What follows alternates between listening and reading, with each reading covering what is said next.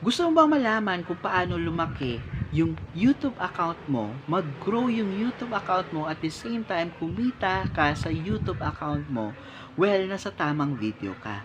Kung bago ka lang sa video na to, huwag mo kalimutan i-click yung subscribe button at saka i-ring na rin yung bell notification para ma-notify ka every time na meron akong bagong video.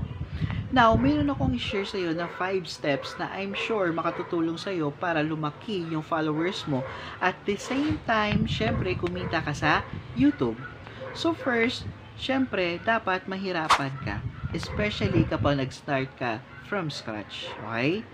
Kasi meron akong client from first month to third month as in 200 followers lang. Okay? Pero, ang the best part, month 4 nila or 4th month nila is lumaki yung followers niya. Nasa 100,000 followers na siya. Okay?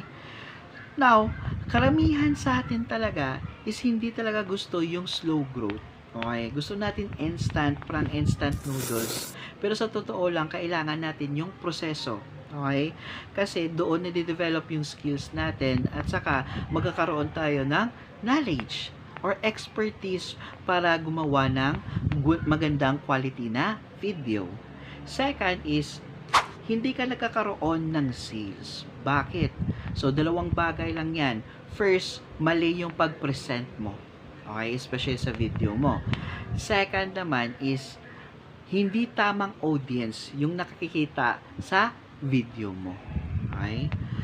Third, syempre, maraming myths. Okay? So, sinasabihan tayo dyan na dapat gumamit tayo ng mga trending videos, trending hashtag, di ba? Dapat nasa right time ka para mag-post. Pero sa totoo lang, hindi mo to kailangan. Okay? Kasi kapag maganda talaga yung quality na ginagawa mo ng video, is magiging viral ito.